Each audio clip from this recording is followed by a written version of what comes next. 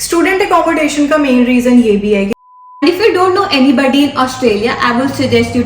पड़ जाता है which equals to 25,000 to 30,000 INR. Hi guys, welcome back to my channel. This is an episode of Mine and Melbourne, and today we have Amisha with us. Hello guys, what's up? So in this video, we are going to tell you how to find an accommodation in Australia. Yes, and finding an accommodation in Australia is always a tough task. So hopefully this video will make it very easy for you. So let's dive into the video.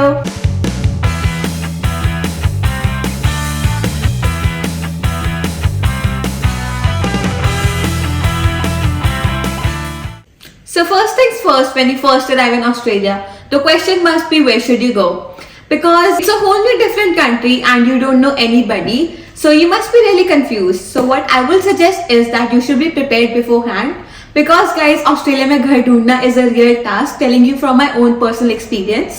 Exactly, coming to that, when we first came to Australia, हमें initially 1-2 महीने कोई भी घर नहीं मिला था. In fact, we used to do, हम सारी inspections book करते थे, धूप में भी जाते थे, but then it was so difficult, and the main reason why people were not giving us their houses was because हमारे पास यहाँ पे ऑस्ट्रेलिया की पे स्लिप्स नहीं थी. तो yes, indeed it's hard. Plus अगर आपके पास रेफरेंस है तो the process becomes very easy and convenient, but if you do not have a reference, it is a bit hard. Even the student accommodations are really hard to find because अभी बहुत ज़्यादा demand है, and it's really hard to find a house अगर तुम एक student हो. Student accommodation का main reason ये भी है कि जितने भी स्टूडेंट्स इंटरनेशनल आ रहे होते हैं वो इन एडवांस स्टूडेंट अकोमोडेशन यानी कि यूनिलॉज बुक करा लेते हैं, एंड दैट्स वाई जब आप यहाँ पे आते हो तो वो ऑलरेडी बुकड होते हैं और आपको रूम्स नहीं मिल पाते. So if you are coming to Australia for the first time, I will suggest कि तुम अपने फ्रेंड्स या रिलेटिव्स के घर पे रहो 1-2 हफ्ते. And if you don't know anybody in Australia, I will suggest you to go for Airbnbs. Yes, I completely agree with her. Airbnb is indeed a very good option, but at the same time it's expensive. तो Airbnb आपको $500 per week का पड़ जाता है, which equals to 25,000 to 30,000 INR, and a lot of people cannot afford it. तो मैं ऐसा suggest करूँगी कि अगर आपके पास कोई भी friends या relatives हैं तो make sure आप initially उनके पास रहो, and then you can find a student accommodation for yourself. Now the question arises what an Airbnb is. So Airbnb एक shared house type of thing होता है. Like अगर मैं किसी घर में रह रही हूँ and मेरे पास कोई room empty है तो मैं वो Airbnb के लिए दे सकती हूँ. So you can find Airbnbs on a site which is airbnb.com.au. वहाँ पर जाकर तुम अपनी लोकेशन एंटर करो जहाँ पे तुम्हें घर चाहिए, and you'll get various options and you can select the best one for you. So booking an Airbnb or staying at a friend's and relative's place is a temporary choice. However, you will need a permanent solution where you can permanently stay. So there are numerous options that you can go for. Like you can stay at the student accommodation, which is the Unilodge. You can go for shared houses, and you can even lease a house for yourself. So now coming up on the share houses, which is not an Airbnb. So where you can find these are on some sites like Flatmates, Gumtree, and even on Australian Facebook Marketplace. So on Flatmates, you can even find roommates for you. Like there will be so many profiles of people and you can choose the best one for you. So if you prefer a shared house, it is a very good option because you get to make a lot of good friends. And since you're living away from your home country, away from your family, you will need some good friends that you can hang out with, and the friends that will share good amount of information with you. So yeah, shared house is a very good option. Another point why I think share house is a great option is because it is cheaper than everything else. If you even rent a house, it is much expensive.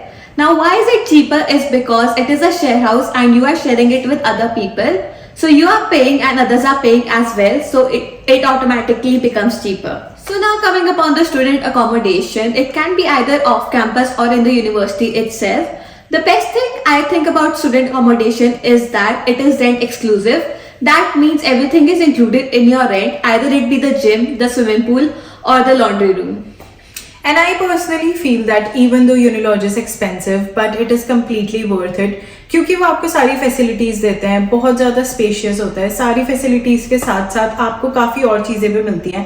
Plus you get to make a lot of friends, specially जब आप एक अलग country से एक new country में आ रहे हो तो आपको चाहिए होता है कि आपके पास ज़्यादा फ्रेंड्स हो, so that you can talk to people and आपको इंटरनेशनल एक्सपोजर भी मिले, आप कल्चर भी एक्सप्लोर कर सको. तो उसके लिए आई फील इनिशियली यूनिलॉज is a very good option.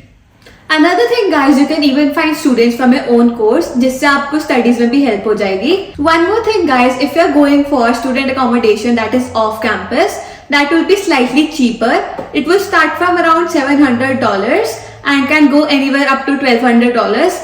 But जो यूनिवर्सिटी में accommodation होती है, I think that is relatively expensive to the accommodation that is off campus.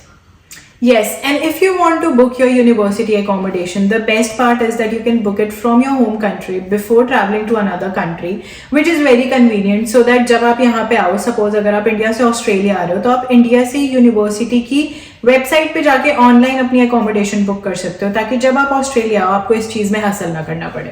Another important thing is that कि अगर आप यूनिवर्सिटी accommodation बुक कर रहे हो, so it is for a certain period of time. It can start from 3 months to 6 months. तो तुम 3 months तक उसमें तुम्हें रहना ही पड़ेगा. उससे पहले तुम उसे नहीं छोड़ सकते because it is for a certain period of time. So it is for 3 months, 6 months and a year.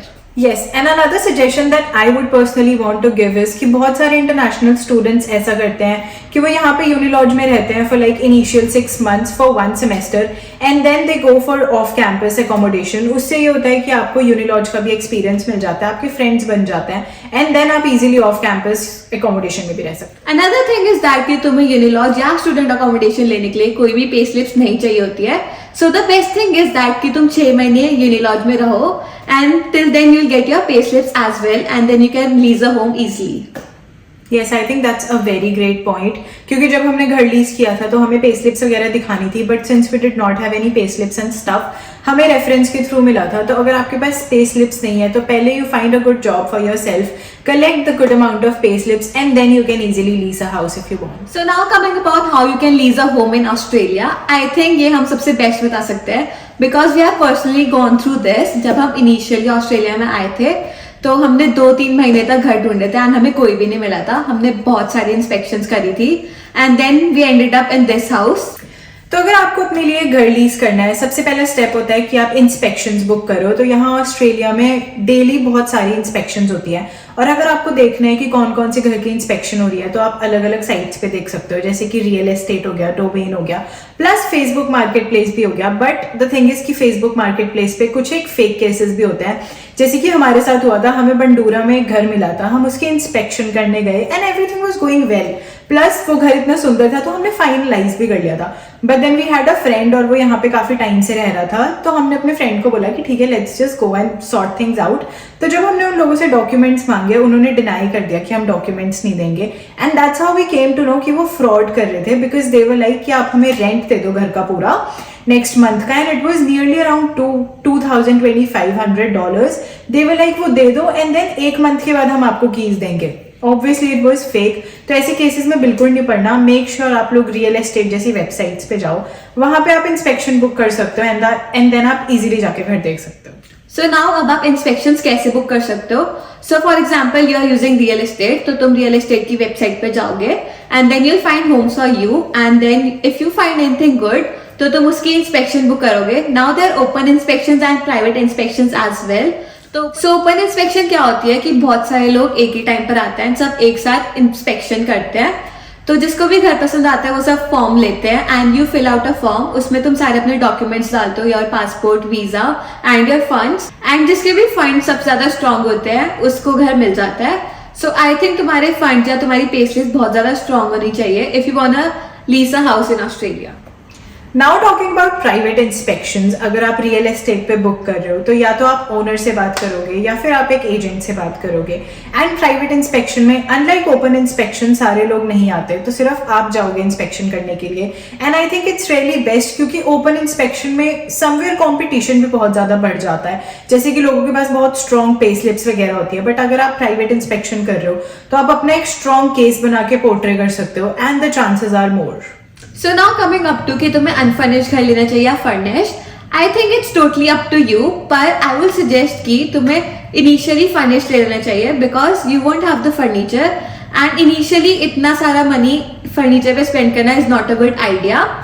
So you can take a furnished home for around 6 months or 1 year and उसके बाद you can shift into the unfurnished house where you can select the furniture according to your choice. Now if you want to lease a house in Australia, तो यहाँ पे आपको bond भी देना होता है, और बॉन्ड की अमाउंट इज इक्वल टू जितना भी आपका एक मंथ का रेंट होता है. सपोज आपका 1 मंथ का रेंट है 2500 ऑस्ट्रेलियन डॉलर्स, तो उतना ही आपको बॉन्ड देना होगा, and you will get that back जब आप घर छोड़ दोगे. फॉर एग्जाम्पल अगर आप 1 साल के लिए किसी घर को लीज करते हो, तो उसके बाद once the year is complete, after that you can get the bond back. And the main purpose कि ये बॉन्ड एग्जिस्ट क्यों करता है उसका ये है कि जैसे आप किसी के घर में रह रहे हो, एंड अगर आप किसी भी प्रॉपर्टी को या फिर किसी भी चीज को हार्म करते हो, कोई चीज टूट जाती है, तो इवेंचुअली वो जो अमाउंट आपने बॉन्ड के लिए दिया है तो वो उसमें से डिडक्ट कर सकता है. So the rent for a house starts from $500 for 2 bedroom. So it is around 25,000 to 30,000 INR. So I think it's neither too cheap nor too expensive. So I think it will be a best option for you. सो definitely एक घर lease करने के लिए you have to put in a lot of hard work, plus research भी बहुत ज्यादा करनी पड़ती है, but eventually it's all worth it. Once you end up getting a good house, it's all comfortable, and that's why you have to do the hard work. Anyways guys, that's about it for today's video. We hope you were able to gather some good amount of information. And guys, if you have any other question regarding the accommodation in Australia, do let me know in the comment section below. Thank you for tuning till the end. I'll see you in my next video. Till then, stay safe and sound. And also guys, Amisha ka YouTube channel ka link will be in the description. So don't forget to subscribe her as well. Yes, do subscribe to my channel, and don't forget to subscribe to her channel as well. Both of us try our best to provide you the best information, so make sure you hit the like button and drop down all your queries in the comment section. We'll make sure that we reply to all your comments. Lots of love from Melbourne. Bye bye.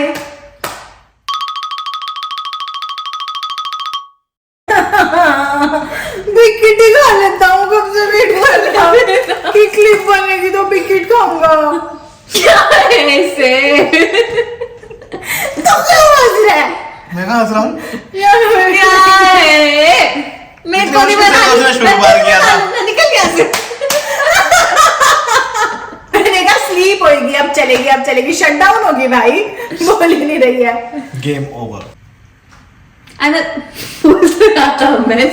इतने में तो race में सब भाग लिए, तुम गो के बाद तो हिली नहीं, तो स्लो है. बोल तो जाऊं. मैंने कहा 3 2 1 गो, बंदा नो गो. When it क्या बोलूं?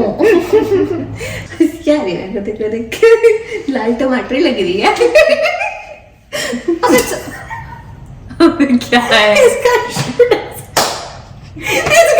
ऐसा क्यों है? यही दिक्कत है तो लोगों में.